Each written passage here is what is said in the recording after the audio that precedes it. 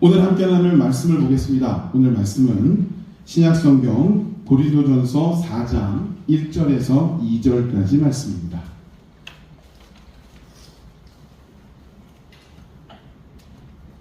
신약성경 267쪽 고린도전서 4장 1절에서 2절 말씀입니다.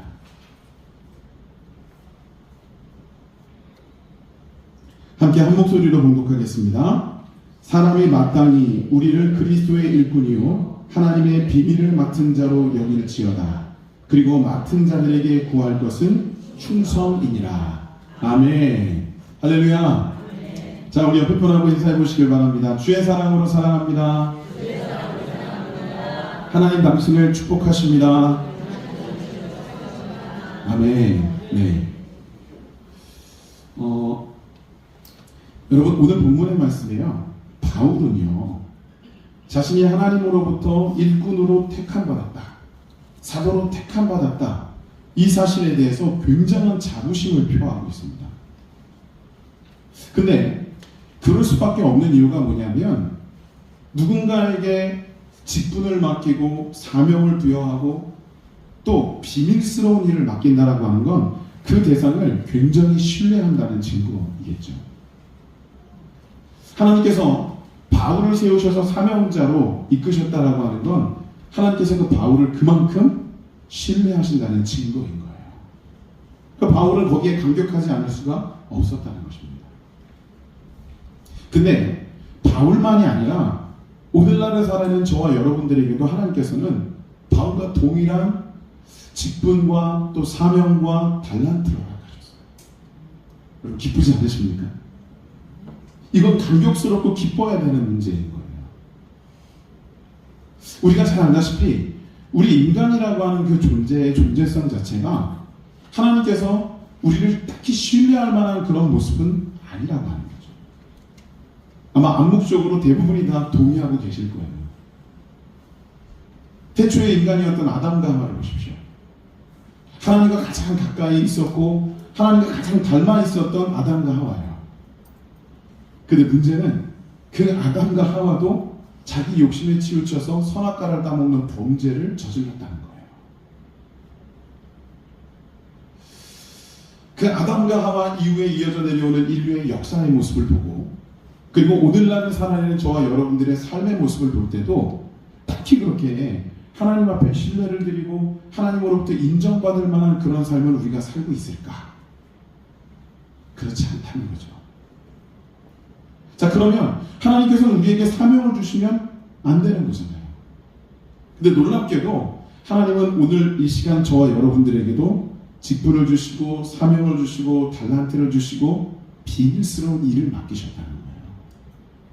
이건 뭐냐면 하나님의 은혜예요. 내가 잘나서 내가 대단해서 하나님으로부터 부여받은 것이 아니라 하나님의 사랑이고 하나님의 은혜로 우리에게 주어진 것이다 라고 하는 것입니다. 여러분, 하나님이 주신 그 귀한 은혜를 우리 모두가 꼭 기억할 수 있기를 간절히 소망합니다. 근데요, 여러분 중요한 것이 뭐냐면요, 우리가 그 하나님 앞에 그렇게 신뢰받을 만한 모습이 아닌데 하나님께서 우리를 선택해 주셔서 은혜를 베푸셨잖아요. 그래서 그때 하나님께서 우리에게 원하시는 것이 딱 한 가지만 있어요. 오늘 본문에도 나옵니다. 바로 충성하라 라고 하는 거예요. 주인이요, 종된 자들에게 요구하는 건 그렇게 대단한 게 아니더라고요. 큰 돈, 명예, 뭐 이런 게 아니에요. 주인은 종들에게 내 말에 순종해라, 내 뜻대로 충성하며 따라와라, 이걸 요구하는 거예요. 자, 우리의 주인 되신 하나님께서 그분의 종된 우리들에게 충성하라 명령하고 계세요. 그럼 우리는 어떻게 해야 될까요? 충성해야죠. 아멘이시죠? 여러분, 우리는 하나님 앞에 충성된 삶을 사셔야만 합니다. 그래서 저는 오늘 여러분과 함께 우리가 하나님 앞에 충성되이 살아가려면 어떤 조건이 갖춰져야 될 것인가, 우리는 어떻게 하면 하나님이 기뻐하실 만한 충성된 삶을 살 수 있을까에 대해서 함께 말씀을 나눠보려고 합니다. 자, 먼저 첫째로 우리는 하나님의 권세와 능력에 의해서 하나님 앞에 충성하며 나갈 수 있어야 돼요. 잠언서 16장에 이런 말씀이 있어요. 사람이 마음으로 자기의 길을 개척할지라도 그 걸음을 인도하는 자는 여호와시니라. 아멘. 인간이 아무리 출중하고 대단한 능력을 가지고 있고 자기 힘으로 뭔가 해낼 수 있다는 의식이 있다 할지라도 하나님 없이는 안 된다는 거예요. 우리가 계획해도 그 모든 것들을 이루시는 분은 하나님이시라는 거예요. 이 사실을 우리가 망각하고 살아가면요, 우리 인생에 분명히 문제가 생길 수밖에 없다는 거죠. 여호수아서 7장에 보시면요, 모세의 뒤를 이어서 민족의 지도자가 됐던 그 여호수아가 이제 이스라엘 백성들을 이끌고 40년 만에 가나안으로 들어갑니다. 근데 가나안으로 들어갈 때 첫 번째 관문이 어디였냐면 우리가 잘 알고 있는 처음성과도 가까웠던 여리고성이에요. 근데 그 여리고성을 어떻게 무너뜨리죠? 이스라엘 백성들이 막 공격해서 무너뜨렸습니까? 아니죠. 하나님께서 말씀해 주신 방법, 성을 돌아라, 마지막 날에 7바퀴 돌고 외쳐라. 이건 정말 말도 안 되는 전투 방식을 하나님께서는 이스라엘 백성들에게 명령하셨어요. 근데 그때 이스라엘 백성들은 그 하나님의 명령에 순종하며 충성함으로 그 여리고성을 진짜 무너뜨려 버렸습니다. 그리고 그 성을 점령했어요. 하나님이 그렇게 하신 거죠. 그런데요, 그렇게 여리고성을 점령한 이 이스라엘 백성들이 순간 교만에 빠집니다. 그 여리고성 다음의 격전지가 어디였냐면 아이성이었어요. 근데 그 아이성은 여리고성에 비하면 정말 하등의 조그만 성이었어요. 정말 보잘것없는 성. 자, 이때 그 지도자였던 여호수아가 아이성 전투를 앞두고 하나님 어떻게 할까요? 하나님, 저 아이성을 어떻게 공략하면 좋을까요? 몇 명이 올라갈까요? 어떤 방식으로 싸워야 합니까? 물었어야죠. 근데 여호수아는 하나님 앞에 물으며 기도하기를 뒤로 미룬 채 그 아이성으로 척후병을 보냅니다. 정탐꾼을 보내는 거예요. 그 정탐꾼이 그 아이성에 들어가서 다 둘러보고 나와서 어떤 보고를 하느냐면, 저 아이성은 그렇게 큰 성이 아닙니다. 저기 우리가 다 올라갈 필요가 없습니다. 그냥 소수의 병력만 구성해서 별동답을 올려보내십시오. 그래도 이길 수 있습니다. 자, 이 말을 들은 여호수아가요, 하나님 앞에 묻지도 않은 채로 정말 소수의 병력만 올려보내요. 어떻게 되죠? 보기 좋게 대패를 당합니다. 여러분, 우리가 기억하셔야 되는 것은요, 하나님의 사람 그리고 하나님의 공동체가 하나님 없이 일을 진행하잖아요. 반드시 이런 일을 겪어요. 물론 성경에 그렇게 기록되어 있지는 않지만 저는 이게 영적인 공식이 아닐까 싶습니다. 자, 그런데 여러분, 성경에 보면요, 구약 성경에 이 아이성 전투와는 전혀 다른 결과를 맺은 또 하나의 멋진 전쟁이 하나 등장합니다.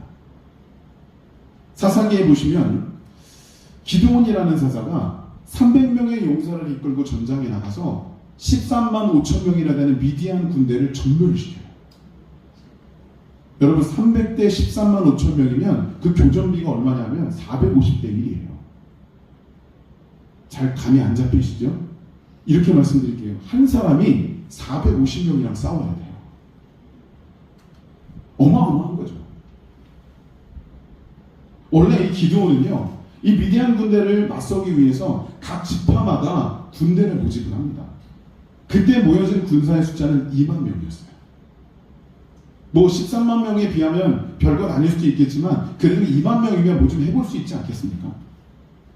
자, 근데 우리 하나님 보십시오. 그 2만 명을 그냥 놔두지를 않으세요. 이러한 이유 저런 이유로 그들을 모두 돌려보내십니다.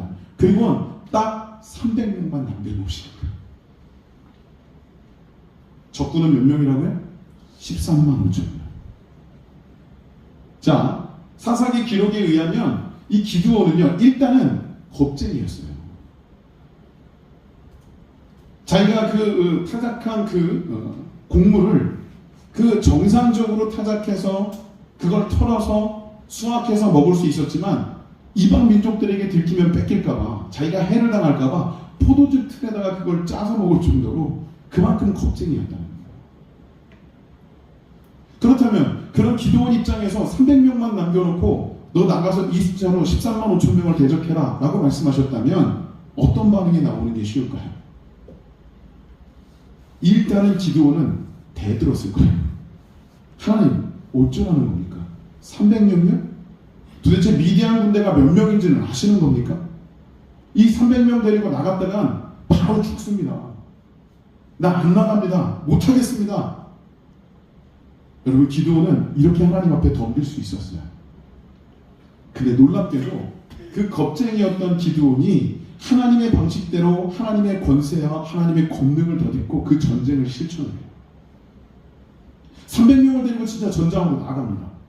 더더군다나 전장으로 나가면서 이들이 들고 나간 무기라고 하는 것이 창과 칼이 아니었다는 거예요. 하나님이 뭘 명령하셨냐면 너희는 그 300명이 모두 항아리와 횃불을 들고 나가라. 여러분, 그러고 나가서 300명이 어떻게 했는지 아십니까? 13만 5천 명을 전멸시켜버렸어요. 여러분, 이 두 전쟁의 차이가 뭐냐면요, 하나님께서 개입하셨느냐 개입하시지 않았느냐예요. 하나님의 능력대로 싸웠느냐 자기 생각과 능력으로 싸웠느냐의 문제였다는 거예요. 여러분, 우리는요 오늘 이러한 성경에 있는 이 사건을 통해서도 알 수 있지만 하나님의 사람이기 때문에, 하나님의 공동체이기 때문에 우리는 하나님의 능력과 권세에 의해서 충성하며 나가야 돼요. 그래야 우리의 충성은 하나님 앞에 완성될 수 있는 거예요. 여러분, 충성한다 그러니까 내가 주님께 뭔가 해드린다 이런 생각 드십니까? 아니에요. 여러분, 하나님께서 허락하시지 않으면 우리의 충성이 온전해질 수가 없어요. 자, 두 번째, 여러분, 우리에게 하나님께서 충성을 명령하실 때는요 덕을 세우라고 명령하신 거예요. 하나님께서 우리에게 직분을 주시고 사명을 주시고 우리를 믿으면서 그 비밀한 일들을 허락하신 것은요 하나님의 덕을 세우고 교회의 덕을 세우라고 허락해 주신 거예요. 자, 근데 우리는 어떻습니까? 그런 하나님의 직분이 주어지고 달란트가 주어지고 사명이 주어지면 그것 가지고 자기 덕을 높이려고 하고 자기 의의를 드러내려고 할 때가 많잖아요. 자, 오늘 우리가 고린도전서를 함께 봉독을 했는데 이 고린도전서에 등장하는 고린도 성도들이 바로 그런 이들이었다는 거예요. 하나님께서는 고린도 교회를 부흥시키셨어요. 경제적으로도 숫자적으로도 굉장히 부흥시키셨습니다. 그리고 그 성도들에게 하나님께서는 각각 맞는 사명과 사역을 부여하셨어요. 자, 근데 이 고린도 교회 성도들이 어떻게 합니까? 그 부여하신 내용을 가지고 하나님의 덕을 세우고 교회의 덕을 세우기 위함으로 노력한 것이 아니라 자기 덕을 세워요. 자기 자랑에 빠져버려요. 그래서 고린도 교회 성도들이 주로 했던 일이 뭐예요? 나는 아볼로 파라, 나는 게보 파라, 나는 예수 파라, 나는 바울 파라. 4분 오열되고 말았다는 거예요. 여러분, 하나님의 덕을 세우는 것, 교회의 덕을 세우는 것이 결론적으로 뭔지 아십니까? 그 하나님의 공동체가 하나 되도록 만드는 거예요. 서로가 서로를 존중하고 배려하며 나를 낮추고 남을 높이며 그 안에서 하나님의 역사를 이루는 것이 하나님이 원하시는 모습이라는 거예요. 제가 우리 영주복교회 부흥을 선포할 때 항상 하나됨의 부흥을 선포하잖아요. 여러분, 기억해 주셔야 돼요. 그건 조정원 목사의 목회 철학이나 조정원 목사의 가치가 아니라 정말 다분히 성경에 있는 그 내용을 여러분들께 선포해 드리는 거예요. 그래서 저는 단언코 말씀드릴 수 있어요. 우리 교회가 그 하나님의 덕을 세우며 교회의 덕을 세우고 그 안에서 하나됨의 역사를 온전히 이루기만 한다면 우리 교회는 주님 앞에 충성하는 과정 가운데 부흥하는 거예요. 당연히 부흥할 수 있는 거예요. 사랑하는 여러분, 하나님 앞에 덕을 세우십시오. 교회를 하나 되게 만드십시오. 그 방법이 뭡니까? 여러분, 저도 찾고 있어요. 그리고 하나님 앞에 간구하며 이 시간을 묻고 있습니다. 적어도 우리가 우리를 낮추며 하나님만을 바라보며 하나님의 덕을 세우는, 교회의 덕을 세우는 모습으로 나가려고 우리 스스로가 결단하고 하나님 앞에 노력하며 한 발 한 발 나아가면 하나님께서는 그 방법을 허락해 주시지 않겠습니까? 여러분, 덕을 세우기 위한 충성 우리 안에 자리 잡기를 간절히 소망합니다. 자, 마지막으로 한 가지 더 말씀을 드리자면 우리는 하나님께서 부여하신 맡겨주신 직능과 그 하나님이 주신 책임에 의해서 충성해야만 합니다. 오늘 본문 2절에 분명히 나오죠. 맡은 자들에게 구할 것은 충성입니다. 여러분, 하나님께서는 우리에게 분명히 맡겨주신 직분이 있어요. 그리고 그 직분을 맡겨주시면서 하나님께서는 거기에 합당한 책임도 부여하십니다. 근데 그 책임이 어떠냐면 큰 일을 감당하는 사람에겐 큰 책임을, 작은 일을 감당하는 사람에겐 작은 책임을 주세요. 예를 들어 드리자면 한 회사가 있습니다. 그 회사에 사장이 가지고 있는 책임감과 말단 직원이 가지고 있는 책임감은 달라요. 다를 수밖에 없죠. 교회 안에서도 담임 목사가 가지고 있는 책임감과 부교육자가 가지고 있는 책임감은 다르더라고요. 목회자가 가지고 있는 책임감과 성도들이 가지고 있는 책임감도 달라요. 여러분, 오해하지는 마십시오. 제가 이렇게 말씀드리니까 혹시 뭐 큰 책임을 가진 사람은 큰 인물이고 작은 책임을 부여받은 사람은 별 볼 일 없는 존재고 이렇게 말씀드리는 게 절대로 아니에요. 큰 책임을 주신 것은요, 그 책임을 가지고 더 큰 일을 더 많이 감당하라고 하나님께서 부여하신 거예요. 작은 책임을 주신 자들은요, 그 능력에 맞춰서 그 주신 책임을 최선을 다해서 감당함으로 그것이 얼마나 소중한지를 아름답게 드러내라고 하나님께서는 그 작은 책임을 부여하시는 거예요. 근데 놀라운 게 뭐냐면요, 큰 책임이든 작은 책임이든 그 책임이 부여되면 그 책임은 서로 교체할 수가 없다라고 하는 거예요. 제가 설명드릴게요. 저는 담임 목사입니다. 그래서 우리 영등포교회 안에서도 어찌 보면 제가 꽤나 큰 책임감을 가지고 사역을 감당하고 있어요. 근데 여러분, 우리 교회 아동부 어린아이들을 한번 생각해 보세요. 저만큼 큰 책임을 가지고 있을까요? 어마어마하게 큰 책임이 우리 아동부 아이들에게 있을까요?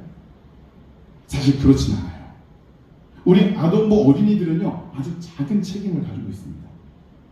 근데 그 작은 책임이 뭐냐면 예배 자리에 나와서 앉아 있는 거예요.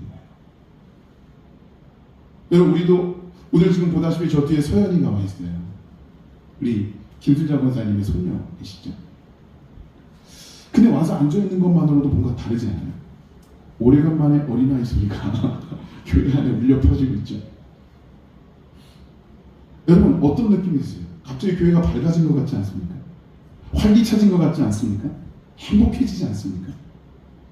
여러분, 이거예요. 아동부 어린아이들이 와서 앉아있으면 그런 모습이 생기는 거예요. 이게 그 아이의 어찌 보면 영적인 교회 안에서의 책임이에요. 근데요, 그런 아이가 자리를 그냥 차지하고 앉아있는 것만이 그 아이의 책임이라고 한다면, 그러면 그것보다 훨씬 큰 책임을 지니고 있다고 하는 담임 목사인 제가 그 아이의 책임을 대신할 수 있습니까? 못해요. 그러면 아동부 조그마한 어린아이들이 담임 목사인 저의 책임을 대신할 수 있을까요?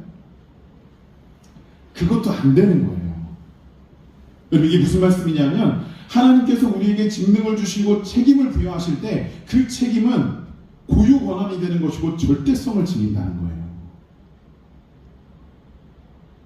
내가 아니니까 이 사람이, 저 사람이 아니니까 내가가 아니라 주신 그대로 고유성을 지닌다는 거죠.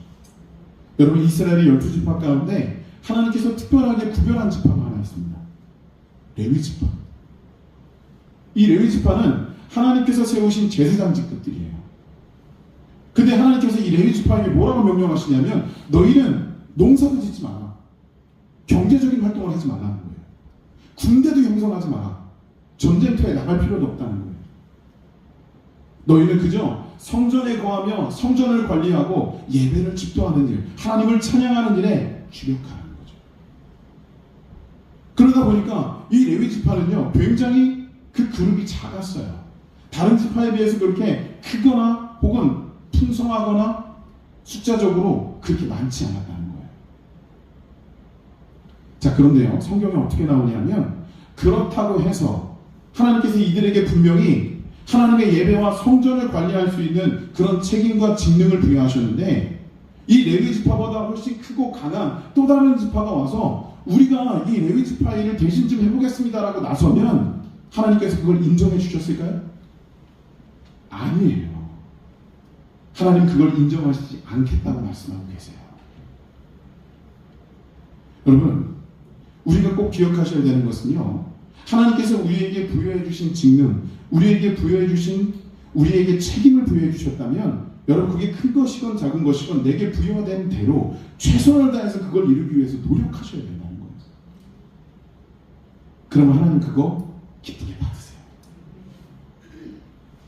자, 여러분, 이 세 번째 대지를 제가 정리해 보겠습니다. 여러분, 우리는요, 하나님께서 부여해 주신 직분과 책임을 온전히 감당하기 위해 충성해야 된다라고 하는 것입니다. 말씀을 정리해 볼게요. 여러분, 우리는 하나님 앞에 충성된 종이 되어야만 합니다.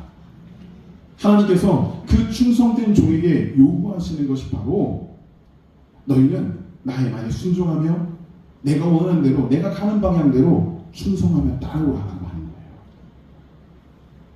물론 우리가 가는 그 길이, 우리가 가는 방향성이 완전하지 않을 수도 있습니다. 그러나 하나님께서 우리에게 명령하신 대로 우리가 그 길을 한 발 한 발을 밟아나가기 위한 최선의 노력을 가한다면 여러분, 하나님께서는 그런 우리들을 기뻐 받으신다고 하는 거예요. 여러분, 제가 마지막으로 선포하겠습니다. 주님의 충성스러운 종들이 되십시오. 기도하시겠습니다. 하나님, 감사합니다. 오늘 이 시간에도 우리들에게 주님의 거룩한 길, 충성의 길을 우리들에게 알려주셨습니다. 말씀을 통하여 우리의 마음속 깊이 충성해야 되는, 또 충성의 조건이 무엇인지를 우리가 깨닫고 주님 앞에 세워진다면 하나님께서 우리들에게 그 길을 제시해 주신 대로 우리가 온전히 살아낼 수 있는 힘 또한 허락하여 주시옵소서. 담대하게 주님 앞에 충성된 종의 모습을 보이며 하나님의 백성으로서의 주님의 거룩한 사명자로서의 모습을 온전히 지니는 우리 영등포의 모든 지체들이 될 수 있도록 인도하여 주시옵소서. 감사드리며 예수님의 이름으로 기도드렸습니다. 아멘.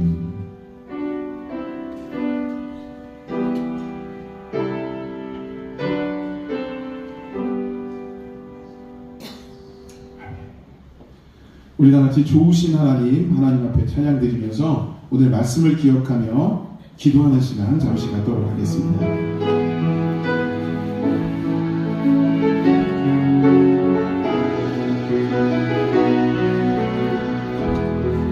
좋으신 하나님, 좋으신 하나님, 좋으신 하나님, 참 좋으신 나의 하나님. 다시 한번 좋으신 하나님, 우리의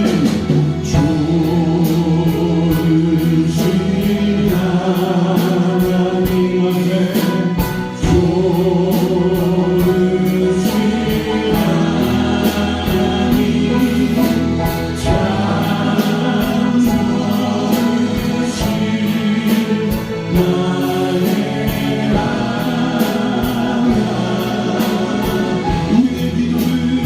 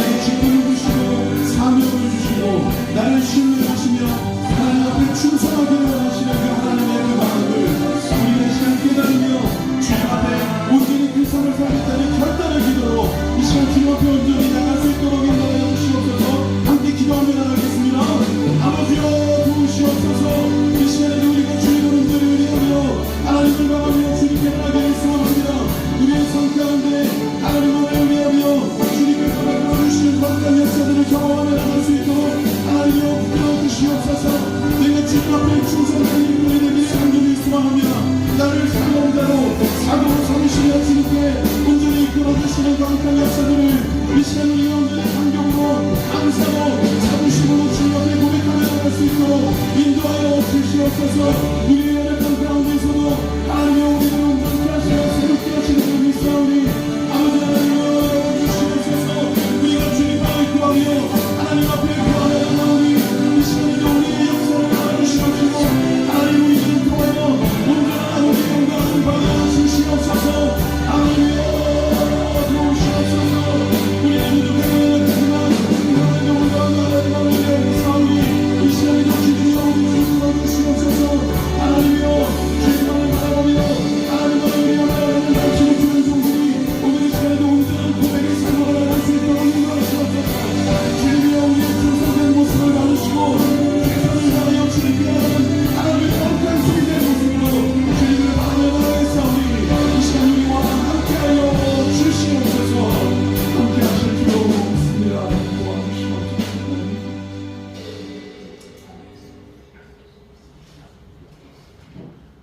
이제는 우리 구주 예수 그리스도의 은혜와 성부 하나님의 그 만극하신 사랑과 성령님의 감동감화 역사하시니 오늘 하나님께서 부여하신 귀한 사명과 사역 가운데 그것이 주님의 은혜임을 기억하며 더욱더 충성하며 하나님 앞에 나가야 될 우리 영등포의 모든 지체들 머리머리 위에 이들이 살아내야 될 돌아오는 한 주간의 모든 삶의 영역 위에 이제로부터 영원토록 함께 하시기를 간절히 축원하옵나이다. 아멘.